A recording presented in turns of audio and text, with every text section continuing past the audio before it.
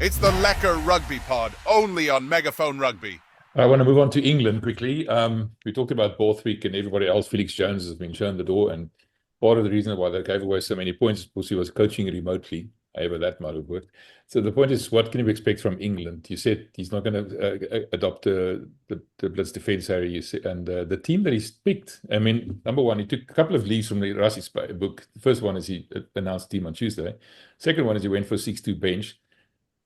And especially the back row, that's a bit of a surprise, wasn't it? What can we expect from them?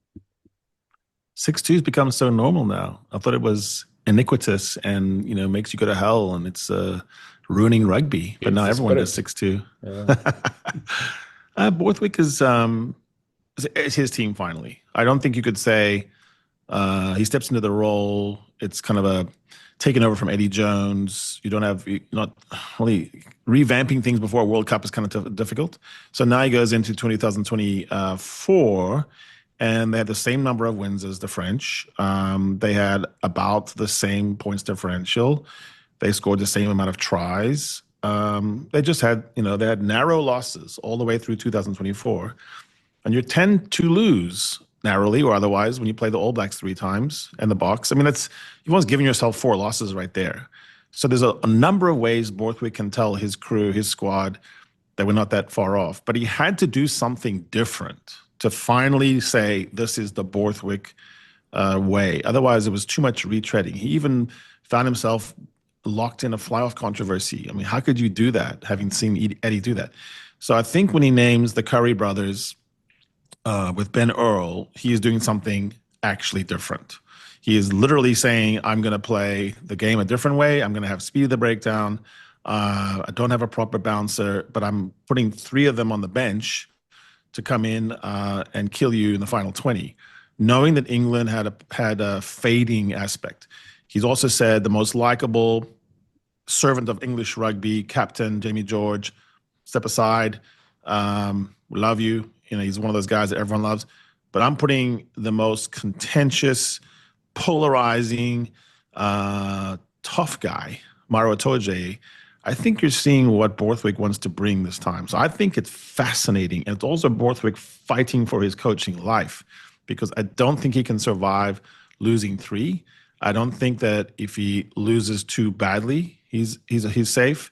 And I think he has to get the Calcutta back. The Calcutta Cup has to come back. It's impossible for England to exist as a proper top-tier rugby nation and have this incredibly big losing streak against Scotland, the old enemy. And so it's also front-loaded for England. So what's fascinating is, two rounds in, he could be under the pump, or 2 rounds in, England could be the front runners and the favorites. Then the whole rugby world goes mad, and we're all talking about England, England, England. I do believe that England have an opportunity because of the way that the fixtures are. And like I said, Ireland, I think, have a slip up in them. I do think England have an opportunity, but I'm not sure about their identity as a team. If you look at what's happening in the Premiership at the moment, the score lines, it's like old Super Rugby. It's you score 41, we'll score 42 at the moment in the Premiership. And that's not English rugby DNA. And I genuinely don't believe that that's what Borthwick wants. If he's the old adage, the apple doesn't fall far from the tree. If Borthwick is the apple, what tree did he fall from? So he came through just after the 2003 era with, the granite forward pack and the controlling 10, Johnny Wilkinson era England. He then was an assistant to Eddie Jones, and Eddie Jones loved him by all accounts. Then he goes to Leicester Tigers as a head coach, and he wins the English Premiership in his first season playing that hard-nosed traditional English rugby. And then he gets to the bronze medal match of a World Cup playing conservative kicking rugby. And now everyone wants him to play this attacking, exciting rugby. And I don't think that's the job that he signed up for. And there's nothing that we can see from his history as a coach or a player that he's the man to deliver that. And I think Borthwick's got issues in what I'm going to call the 5 Ps. So the people are not sold on him. The fans were booing his team off the pitch not too long ago. The players agree with the fans. When Jamie George was made captain, the first thing he did was do an interview where he said, I understand why the fans were booing us. We need to change our game plan. We need to be attacking more. Imagine Sia Khaleesi doing an interview and saying, Coach Razzie needs to change what he's asking us to do. Imagine Caelan Doris saying, Andy Farrell needs to change what he's telling us to do. Wouldn't happen. The press, as in the media, Borthwick lacks charisma.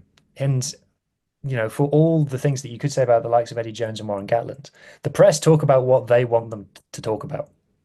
Whereas with Borthwick, he doesn't have that control over the press. Then you look at the politics of English rugby at the moment. I don't know if you've been following the news, but it's messy off the field in England at the moment, with bonuses paid to senior executives and things. Is Borthwick cut out to play the political game? I'm not sure. I'm not sure. And then the power. The power is the final one for me. Because Borthwick was fast-tracked into that England role, he became England head coach in his second or third year as a professional coach, as a head coach. What is the power dynamic between him and the players and the people around him? Does he have that aura? Does he walk into the room and everybody shuts up? That's my question. So I think, like I said, I do believe that England have an opportunity, and I do think that the team they selected to play Ireland is bold and interesting. And if it pays off, he will look very, very smart. But he's got a lot to prove. He's got a lot to prove. Is it wild dogs? Is it a pack of wild dogs? So you're Ben, Tom Curry, Maro Itoje just trying to mess up the Irish ruck and the breakdown? I think Borthwick is very much, I'm going to tailor what I'm doing compared to the opposition. So whereas many teams will just turn up and go, we're going to do us and you have to try and stop us. That's not what England do. England change themselves depending on who they're playing. So I think that's what's behind it.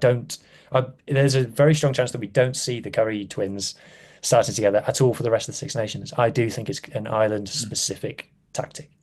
A year ago, they beat Ireland and they made everything awkward. It was one of those games where the Irish went away thinking, we just didn't play our kind of rugby. And if we had, we would have won.